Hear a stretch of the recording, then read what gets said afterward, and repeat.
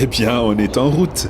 We are en route for our trip to the south of France and en route for a new series from Coffee Break French. Moi, c'est Marc et je suis très content de vous présenter cette nouvelle série. Je viens juste de monter dans le métro à Londres et je suis en route pour l'aéroport. In this series, you'll be joining me on my trip to the area between Nice and the Italian border on the wonderful Côte d'Azur. À tout de suite.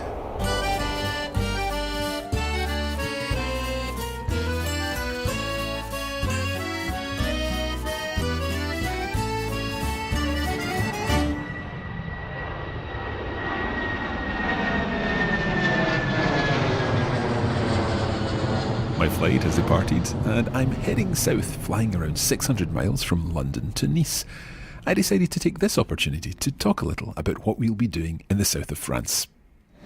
Now, over the next 10 episodes, we're going to be bringing you conversations, discussions, dialogues, chats with lots of different people who live, who work, and who spend their life in the south of France, sur la Côte d'Azur, on the Côte d'Azur, the French Riviera.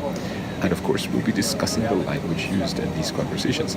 Hopefully, over the course of the next 10 episodes, you'll be able to experience different aspects of the French language and, of course, build your understanding, build your understanding of French as it's really spoken, le français parlé. Moi, je vais parler en français, bien sûr, et les autres gens, ils font parler en français aussi, parce que ce sont, pour la plupart, des francophones. We'll be explaining everything that's happening in these conversations, and you'll be able to follow along, you'll be able to listen to the conversations, and of course, we'll look at the language points covered, and this way you'll increase your vocabulary, you'll build your range of expression, and of course, most importantly, you'll be hearing how real French is used from real speakers. We hope that you enjoy joining us for this new season of our show, and we are sure that you will benefit hugely from this new content. Of course, the main point of En Route is for you to hear lots of native speakers, and to this end, I got talking to one of the flight attendants who was delighted to be interviewed for Coffee Break. Now, at the moment, I'm flying over the hills of Provence on my way into Nice, and I was talking there just a moment ago to one of the flight attendants, and he's actually agreed to do a little interview with us. This is JP, so JP or Jean-Philippe, and he's got an interesting story because in addition to being a flight attendant, he also is a freelance translator. Bonjour, je m'appelle Jean-Philippe. Et dites-nous, Jean-Philippe, que faites-vous dans la vie? Je suis en fait traducteur. Et puis, comme passe-temps, comme hobby, je suis steward à mi-temps. Alors, expliquez-nous comment ça marche si vous êtes traducteur et aussi, ça se dit comment déjà en français, air steward? Je pense qu'on dit steward en français, on dit aussi PNC, je crois, ça veut dire personnel navigant commercial. Très bien. Et vous avez dit que vous êtes aussi traducteur. Alors, expliquez-nous comment ça se fait. Je suis traducteur technique, en fait, parce que à la base, je suis ingénieur. Et donc, je me suis orienté vers les langues, mais dans le domaine technique. Et donc, je suis devenu traducteur technique en freelance. Donc, je travaille à mon compte. Et je reçois des traductions par mail, je traduis les textes et je les renvoie par mail. Et je fais ça quand je veux, le matin, le soir, le week-end, pendant les vacances. Donc c'est très pratique et je suis très flexible en fait. Bah c'est parfait alors. Et dans quel domaine vous traduisez Je traduis beaucoup dans le domaine des télécommunications, Internet, les réseaux optiques, les réseaux sans fil, et puis la mécanique. Très bien. Et vous parlez donc quelles autres langues? Donc je traduis essentiellement de l'anglais vers le français, mais aussi l'espagnol vers le français. Et donc, nous sommes en route vers Nice. Vous habitez dans le coin? Alors en fait, j'ai habité à Londres pendant 15 ans et depuis 5 ans, je vis entre Nice et Londres, généralement 5 semaines à Nice, puis 3 semaines à Londres. C'est parfait. En fait, je vais les expliquer en anglais. So he said, j'ai vécu à Londres pendant 15 ans. So that's a closed period of time in the past. But now, he said, je vis depuis 5 ans, using the present tense there. Je vis depuis 5 ans entre Nice et Londres. Et j'ai une question très importante. Vous préférez Nice ou Londres? C'est une bonne question. Quand j'étais plus jeune, je préférais Londres. Mais maintenant, avec l'âge, je pense que je préfère Nice à cause du soleil, de la plage. Et puis, c'est moins bruyant. Et puis, on respire mieux quand même. Tout à fait. Et donc, si nos auditeurs voulaient aller à Nice, quels sont vos conseils pour visiter? Est-ce qu'il y a quelque chose de vraiment important que les auditeurs devraient visiter s'ils vont à Nice? Nice et la Côte d'Azur, en fait, on se promène. Mais je recommande quand même le Vieux-Nice, donc la vieille ville. Et puis après, prendre la route du littoral jusqu'à Monaco, par exemple, et même Menton, à la frontière italienne. On peut faire ça en bus ou bien en train, ou bien même louer une petite voiture électrique et faire ça en voiture. Bah, c'est parfait parce que c'est exactement ce qu'on va faire. On va aller jusqu'à Menton pour toute cette série de Coffee Break French. Merci beaucoup, JP. Je vous en prie, à bientôt.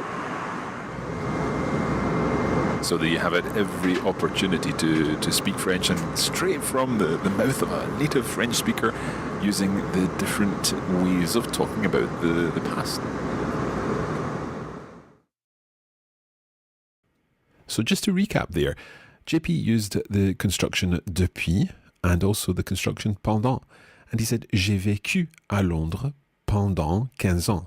So vécu is the irregular past participle of vivre, to live. I lived during a period of 15 years in London. Et maintenant, j'habite, ou bien je vis, he used vivre rather than habiter. Je vis à Nice depuis 5 ans. So there, I am living in Nice since 5 years. Now, in addition to that, he also used another really interesting construction, and it's the kind of construction you can use when you're talking about something that you veer towards, or you turn towards something, or you took interest in a particular area. And it's the reflexive verb s'orienter vers quelque chose. So orienter, O-R-I-E-N-T-E-R, orienter, to orientate oneself, literally, s'orienter vers, towards. So he said, à la base, je suis ingénieur. So I'm an engineer by trade. Et donc, je me suis orienté vers les langues. And then I turned myself towards languages, or I orientated myself towards languages, literally. Mais dans les domaines techniques, but in the technical domains. So thinking about some other examples of becoming involved in things. For example, you could say, je me suis orienté vers la politique. I got involved in politics. Or perhaps, je me suis orienté vers l'enseignement. I went into teaching. I got into teaching. I literally orientated myself towards teaching, l'enseignement. Now, je me suis orienté would also have to agree because it's a reflexive verb. You orientated yourself, and therefore you need to make that agree. So if you're female, you would say je me suis orienté and put an extra E on the end. Or nous nous sommes orientés, that would be E acute S, or if it's a group of females speaking, E acute ES. So remember that with s'orienter vers. And of course, there are lots of verbs that work in this way. Cabin crew, that's 10 minutes to landing. 10 minutes. So we're almost here, and I'm really looking forward to this whole experience, recording a new series for you in the Côte d'Azur, and I hope that you enjoy it too.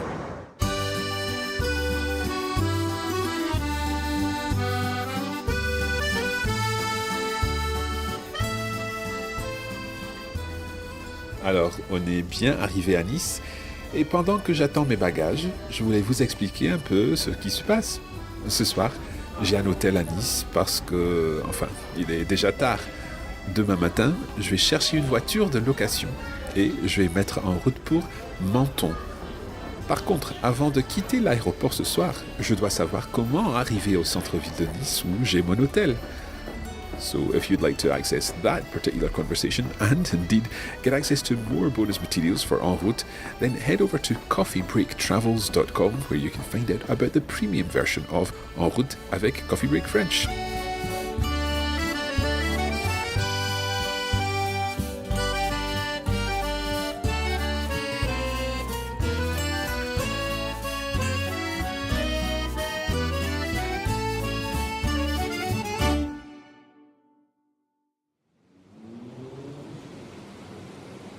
Okay, it's day 2 of our trip and it's time to head to Menton. En fait, j'ai loué une voiture et je suis sur le point de me mettre en route. Il y a de différents moyens d'arriver à Menton. Aujourd'hui, je prends l'autoroute, j'en ai pour 30 minutes et je prendrai la sortie pour Menton. Il y a aussi les corniches. That's something we're going to be talking about in another episode, the 3 coastal routes which go right along the coast eastwards from Nice. Mais à vrai dire, j'ai déjà envie d'être à Menton où j'ai réservé un hôtel pour les jours suivants. Et alors, on prend l'autoroute, donc c'est parti, on se met en route.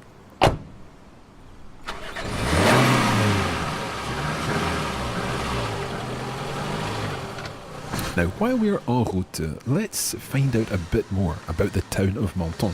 When we need a bit of a fact file in this series, we'll be turning to our coffee break colleague Géraldine. So here's her report on the town of Menton. Menton est situé à la frontière italienne, à l'est de Nice et de Monaco. Parfois appelée la perle de la France, la ville est plus discrète que ses villes voisines aux allures glamour. Le climat y est souvent plus chaud que dans d'autres villes de la Côte d'Azur, et on dit que c'est son microclimat qui permet aux citronniers de Menton de pousser. Les rues de sa vieille ville sont étroites et escarpées, mais cela n'empêche pas ses touristes de la visiter depuis le milieu du 19e siècle pour bénéficier de son doux climat tout au long de l'année. Merci Géraldine. Okay, it's time to head to Menton now. Et Menton est une ville spéciale pour moi. C'est une ville que je connais très bien parce que j'ai passé une année à Menton il y a 20 ans, 25 ans peut-être maintenant. Et à l'époque, j'enseignais l'anglais dans un lycée à Menton. Après 250 mètres, traversez le rond-point, deuxième sortie, décimile 7, en direction de Menton. I'm really looking forward to rediscovering the town of Menton and the surrounding area in the next few days, and I'm looking forward also to making lots of new content to help you learn some more French. Après 200 mètres, traversez le rond-point, deuxième sortie, D52, décimile 7, quai de Montléon. Alors, on arrive à Menton. We are just arriving in Menton now, turning onto the Promenade du Soleil, and the sun is shining and the sea is as beautiful as ever. I'm really looking forward to bringing you this new series of Coffee Break French from a part of the world that's very special to me, and I hope that you get to know it too through the next episodes. We will be back again soon. Nous serons de retour bientôt avec encore des épisodes de Coffee Break French. Mais pour le moment, c'est tout pour aujourd'hui. Merci beaucoup et à la prochaine. You have been listening to En route avec Coffee Break French. Vous êtes arrivés.